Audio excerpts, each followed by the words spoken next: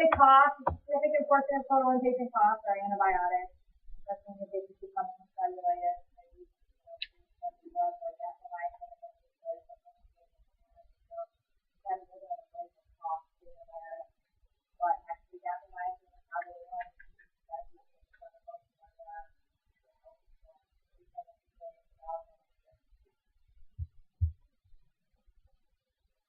Procedures, the treated patient may receive inappropriate or unnecessary regimens. A lot, a big part of my day, I go through and I don't know if patients are on antibiotics in the hospital, I try to figure out why are we on antibiotics. Unfortunately, what happens is you have multiple people or multiple specialties involved in a big case. One specialty will come and start an antibiotic in the hospital, vice versa.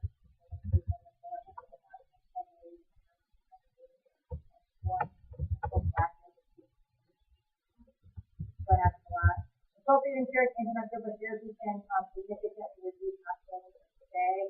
So there's lots of studies out, especially with patients in the ICU who have sepsis. And once you have cultures and sensitivities available, when you de-escalate from a broad spectrum to a narrow spectrum antibiotic, actually it's going to reduce morbidity.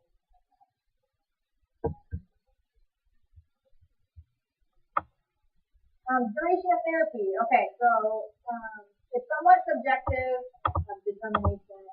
Recent studies and guidelines point to shorter duration. Shorter duration benefit has shown similar clinical outcomes, fewer complications, fewer secondary infections, and increased development complications. So as far as duration goes, I mean, the best way to figure this out is basically look up the resources and the guidelines.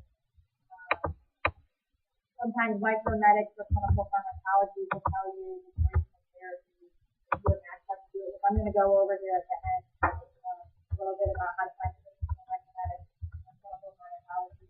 And then if you don't have access to any of those drug information resources, actually the package insert.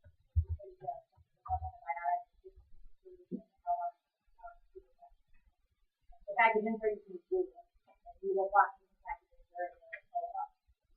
Tell you all the information you will watch it and how much you can.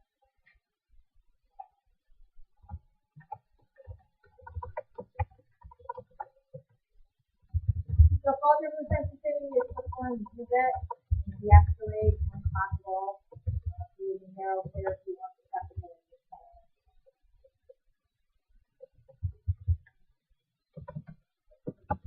Treatment failure, we talked about the source control, we want to see an effect diagnosis.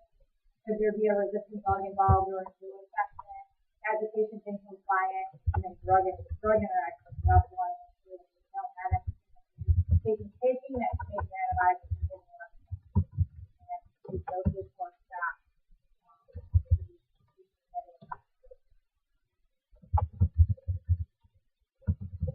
How to find the ideal drug for an antimicrobial indication. Make sure the drug is active at the site of infection. Make sure the drug is effective versus effective. Look at the microlab report data. Refer to antibiograms if you don't know.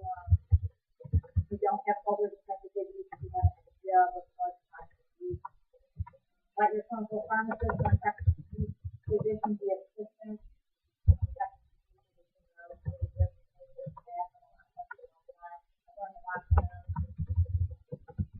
That drug incorporates not only efficacy but also safety.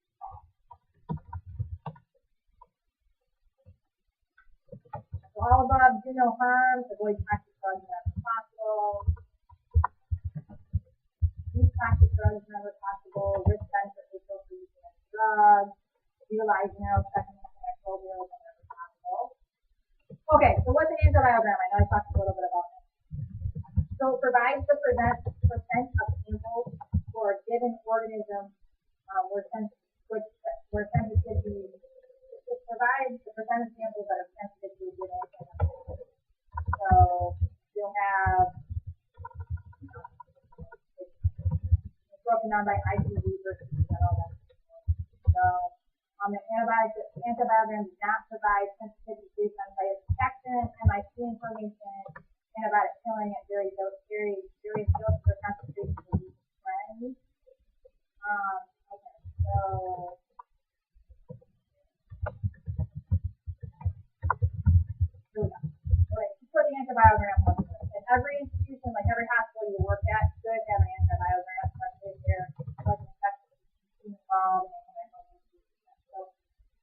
Memorial has one, all the hospitals, North has one, has the So basically how it works is if you think, okay, my patient could possibly have pseudomonas, or I think they might have pseudomonas, come down here to where pseudomonas, then you would come over and look and see, okay, what percent of isolates are susceptible to antibiotics?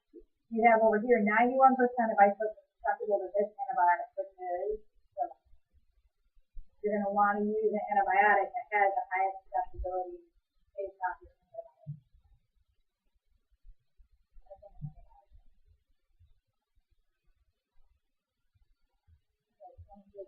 So I put this article up here. Read it when you have time. I know you're probably really busy right now because you have studies on but once you actually go into clinical or you go into practice, if you have to prescribe antibiotics, this is a good article to pull up.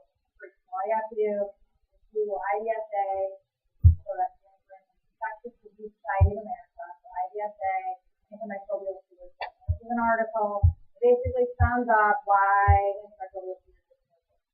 So mortality, benefits from using appropriate antibiotics, it goes into a lot of information about antibiotics.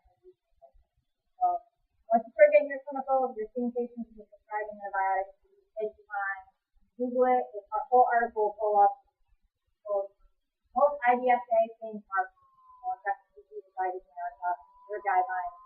Google it, you can pull stuff up, guide you on what antibiotics to use.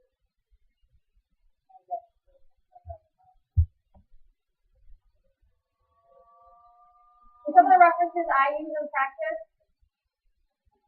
Okay.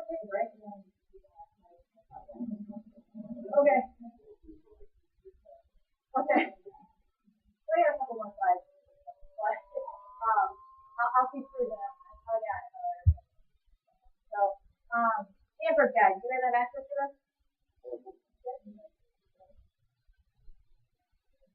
Or just to buy it? Okay, I use this a lot. So He always suggested it. Nice little book here, just get the pocket first. So what I like about the Stanford guide is there's a nice table which shows you what each antibiotic covers.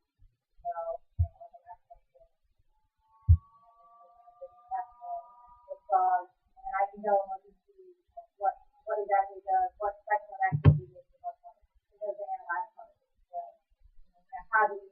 What exactly was that positive?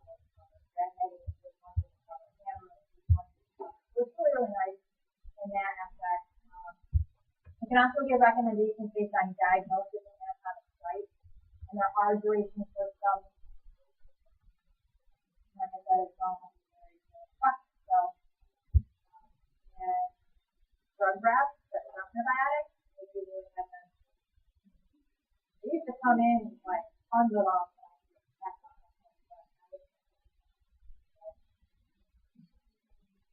And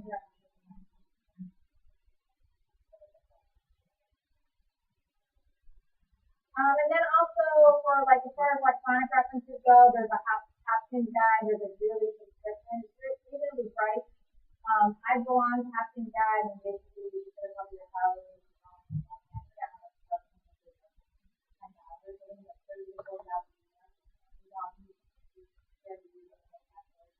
Gives you empiric treatment based on institution. Like I said, there's the IDSA guidelines that's in the cost, and then up to date. You're all NOVA, you all have access. It'll give you empiric treatment based on institution.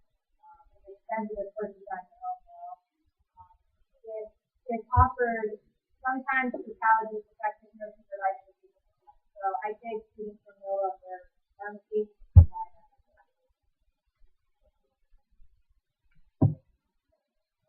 Okay, and then there's also micromedics, clinical pharmacology, and the package insert. So when you don't have access to anything else, like I said, you Google the package insert, and it'll pull up drugs. It'll pull up all the information about whatever stuff. Also the section activity as well. So let me pull up here. Micromedics.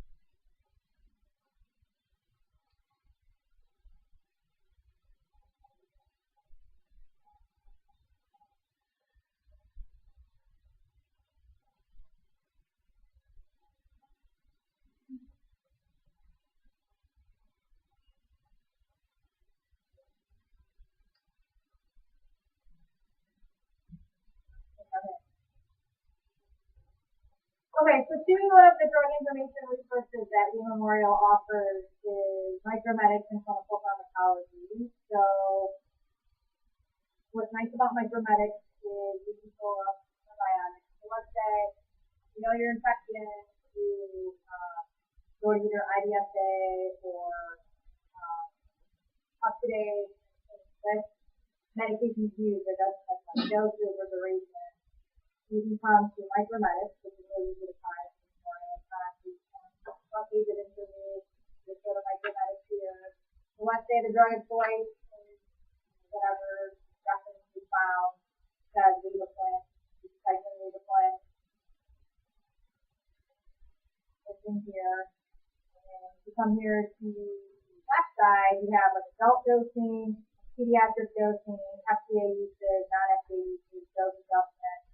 You can click in and tell you doses based on your patient, as well as some of them you'll get duration. So that's nice there. And if you ever want to know, okay, do I need to adjust for my patient based on liver, you go down these dose adjustments. You can read, you can have some more. Another thing that's nice about micromedics is you can look up like drug-drug interaction. You can either do it by clicking on the left here to single drug interaction.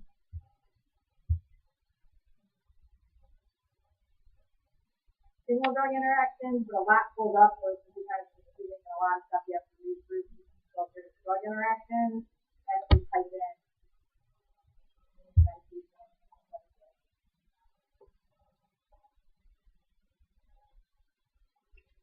Another thing that's nice about micromedics is taking questions of action, pharmacokinetics. I asked you to ask questions on publication and experiencing severe reaction from the medication. Doctor, like, okay, how long is this medication in the body? So we found through pharmacokinetics and half-life. It takes about 5 half-lives to run through. So 6 to 8 hours, 2 to 5, 4 hours.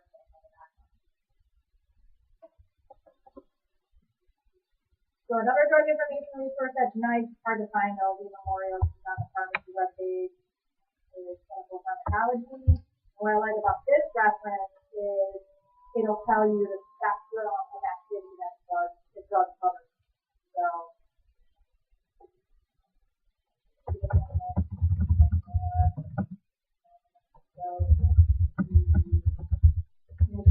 dosages, I'll show you right here.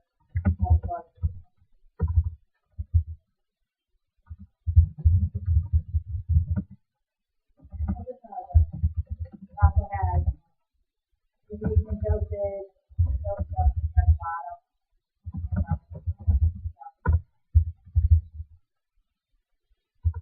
Any questions about this one?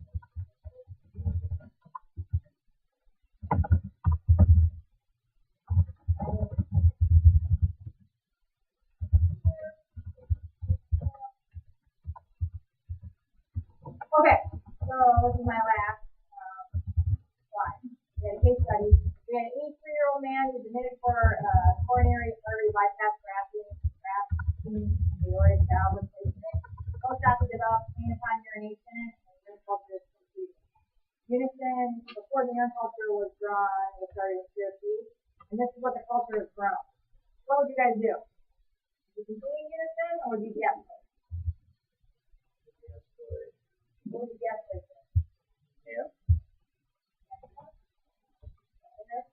Would you like anything else? Spectrum? Okay. Alright, both good options. And the problem is we don't know the patient's allergies here. He's on unison, so we know he's on allergic to penicillin. But yeah, you can do either ampicillin, IV. If he's not taking IV or oral, you can use ampicillin. You don't want to get oral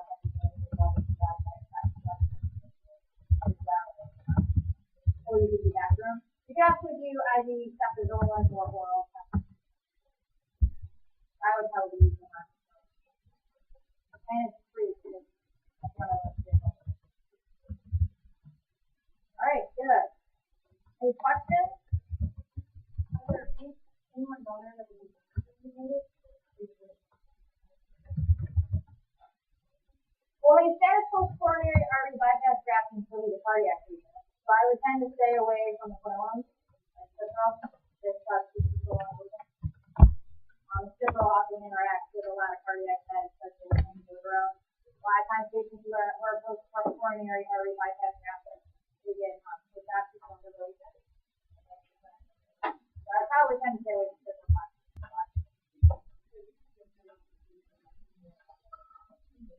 Correct, yeah. Yep. Depending on allergies to the drug you're on. And I wouldn't use gentamicin because IV, cephalosporin, I wouldn't use Mirin either because it's a broad spectrum antibiotic. And that's like general coverage. Yeah, I would use like a narrow spectrum antibiotic. So oxycodone for a narrow spectrum. She has more to go over. Well, that's narrow spectrum too. I just don't know you guys. That's why I because it's got a lot of brand names.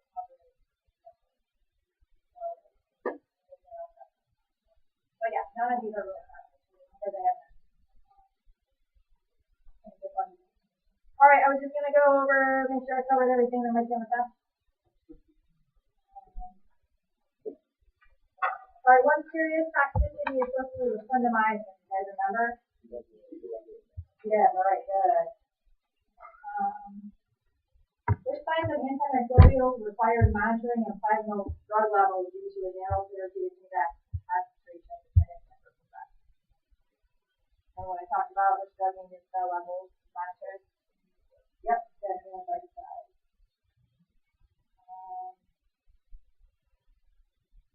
So what should de-escalation of antimicrobials be performed? What do you want to come back first? Like the patient comes in, you use a broad spectrum antibiotic and cover all possible blood communication and the patients come back to the same. So what are some things you should rule out during suspected treatment failure for an infection? Science. Yep. Resistance. Yep. Yep. You guys got it. All right. Thank you. Thank you. Good luck on your test tomorrow. Thank you.